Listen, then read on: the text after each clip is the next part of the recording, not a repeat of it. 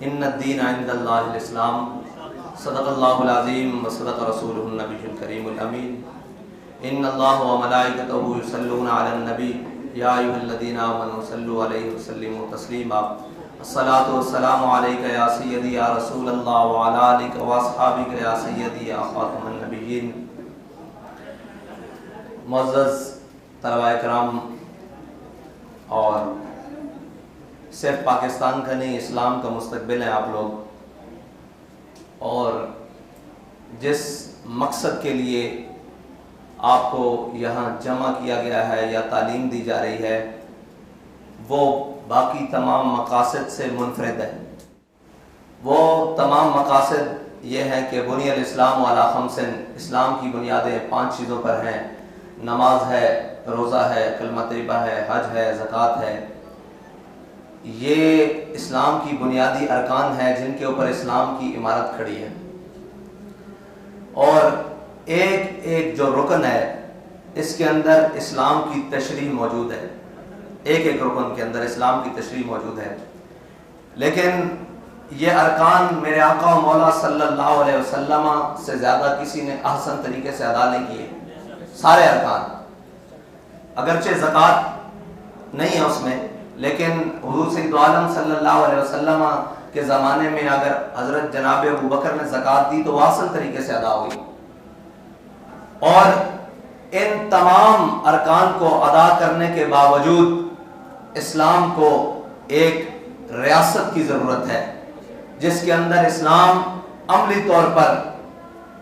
سب کے سامنے پیش کیا جائے کہ اسلام کے کلمہ پڑھنے کا مقصد کیا ہے، اسلام کے نماز پڑھنے کا مقصد کیا ہے، اسلام کے حج کرنے کا مقصد کیا ہے، اسلام کے اندر زکوٰۃ دینے کا مقصد کیا ہے۔ یہ تمام مقاصد کے حصول کے لیے ایک ریاست کے اندر نظام کا ہونا ضروری ہے۔ وہ نظام ہمارے آقا و مولا صلی اللہ علیہ وسلم ہمیں دے کر گئے ہیں، جس نظام کی بنیاد قرآن اور سنت ہے، اور اس نظام کی تشریح فقہ ہے، فقہ اسلامی، اور جس کی بنیاد پر مسلمانوں نے تقریباً 1300 سال پوری دنیا پر حکومت کی۔ اگرچہ وہ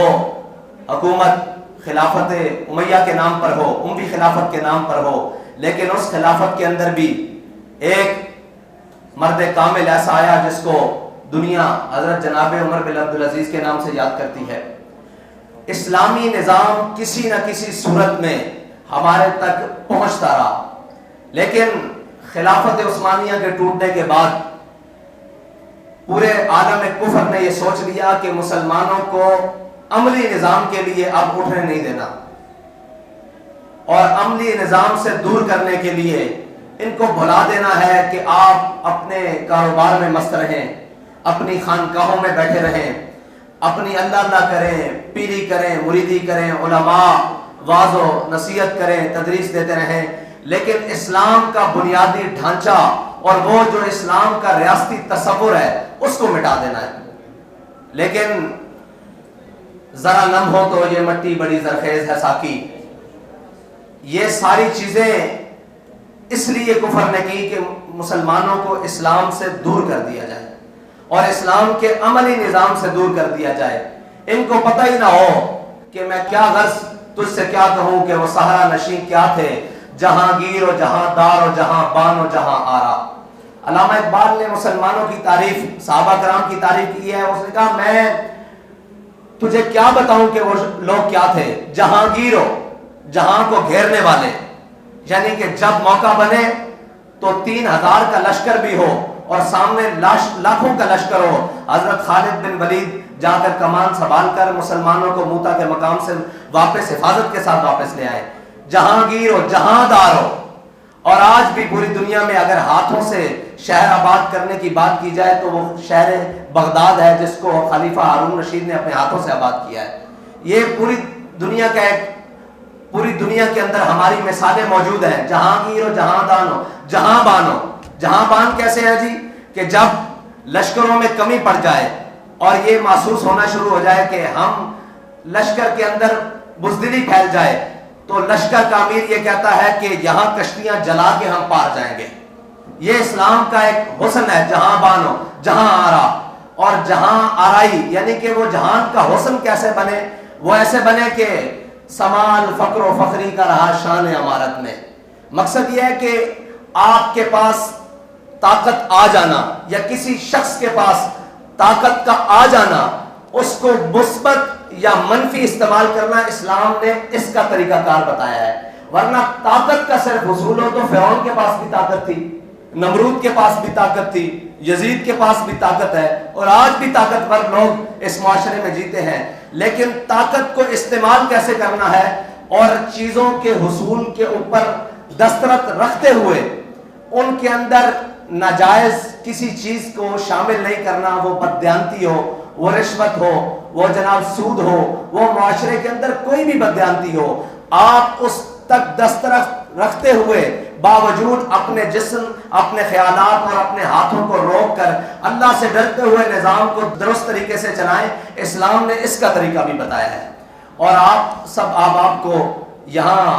جو تعلیم دی جا رہی ہے اس کا مقصد بھی یہی ہے کہ ہم اس نظام سے آشنا ہوں جس نظام کا دنیا میں کوئی نیب البدل نہیں ہے، جس نظام کے ساتھ ہی اس دنیا کا امن قائم ہو سکتا ہے، جس نظام کے ساتھ ہی اس دنیا میں غربت ختم ہو سکتی ہے، جس نظام کے ساتھ اس دنیا کے اندر تمام بدماشوں کی بدماشی ٹوٹ سکتی ہے۔ اقبال کہتا ہے کاہن و سلطان و پاپا و امیر۔ اقبال کہتا ہے ایک وقت تھا اسلام کے نظام آنے سے پہلے کاہن اپنی ایک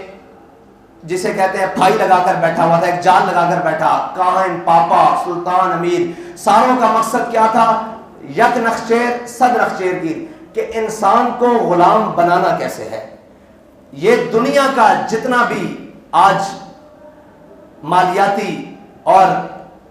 یہ جتنا بھی اقتصادی دنیا نے نظام بنایا ہوا، یہ سارا انسان کو غلام بنانے کا طریقہ ہے۔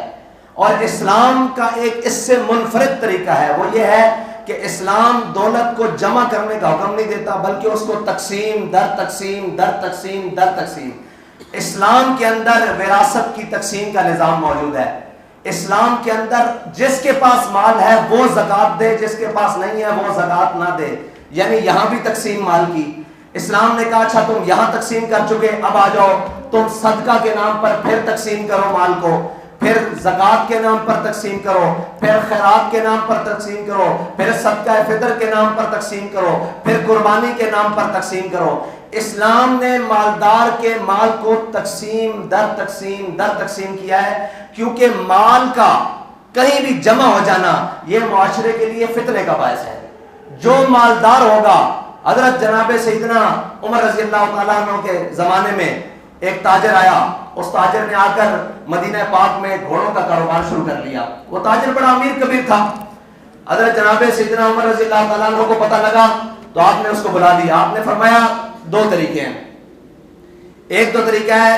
کہ تو مسجد نبوی کے مدینہ پاک کے اندر تجارت گھوڑوں کی نہیں کر سکتا، اس لیے کہ تو امیر آدمی ہے، تو نے گھوڑے پال لیے ہیں، منڈی کے اندر بازار کے اندر جتنا گھاس اناج آئے گا وہ تو امیر آدمی ہے، اپنے مال کی بنیاد پر پہلے ہی خرید لے گا تو غریب تک یہ نہیں پہنچ سکے گا۔ اگر تو نے ایک تو شرط یہ ہے کہ تو مدینہ پاک سے چلا جا، اگر تو نے مدینہ پاک کے اندر رہتے ہوئے گھوڑوں کی تجارت کرنی ہے تو پھر تیرے لیے لازم یہ ہے کہ تو مدینے کی منڈی سے، مدینے کے بازار سے اناج اور گھاس نہیں خرید سکتا، گھاس باہر سے خرید کے لا تاکہ تجھے اس کی ٹرانسپورٹ کا بھی خرچہ پڑے اور تجھے اس کا